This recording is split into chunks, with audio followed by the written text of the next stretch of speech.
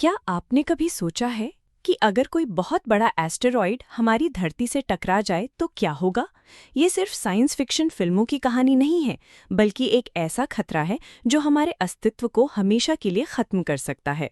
वैज्ञानिकों का मानना है कि लाखों साल पहले एक एस्टेरॉइड की टक्कर से ही डायनासोर विलुप्त हो गए थे और आज एक बार फिर यही खतरा हमारे सिर पर मंडरा रहा है। लेकिन अब दुनिया की एक बड़ी स्पेस पावर चीन ने इस खतरे से निपटने के लिए एक बड़ा कदम उठाया है।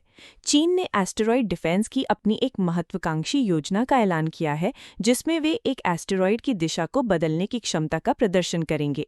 ये मिशन कोई सामान्य मिशन नहीं है, बल्कि इंसान को विलुप्त होने से बचाने का एक बहुत बड़ा प्रयास है। चीन की ये योजना एक काइनेटिक इम्पैक्ट डेमोन्स्ट्रेशन मिशन है।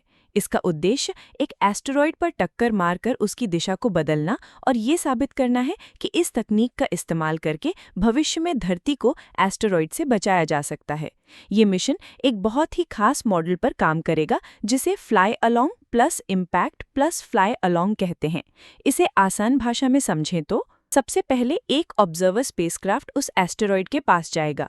ये स्पेसक्राफ्ट एक जासूस की तरह काम करेगा, जो एस्टेरॉइड के आकार, उसकी गति और अन्य महत्वपूर्ण डेटा को इकट्ठा करेगा।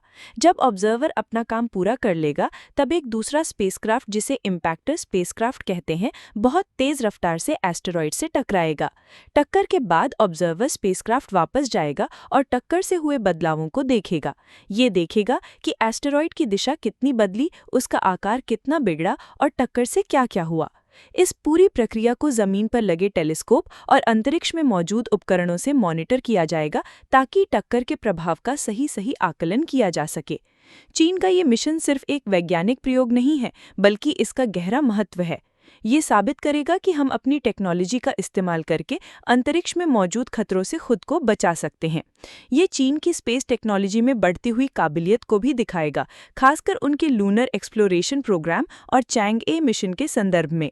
इस मिशन के बारे में चीन के लूनर एक्सप्लोरेशन प्रोग्राम के मुख्य डिजाइनर वू वेइरेन ने कहा कि एक बड़ा एस्टेरॉइड धरती से टक्कर कर इंसान की सभ्यता को खत्म कर सकता है।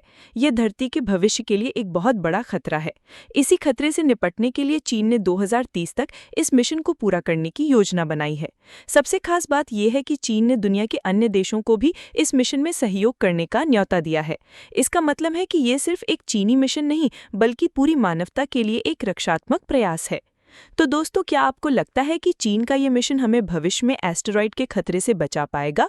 और क्या अब स्पेस डिफेंस भी देशों के बीच एक नई प्रतिस्पर्धा बन जाएगा? अपनी राय कमेंट सेक्शन में जरूर बताएं।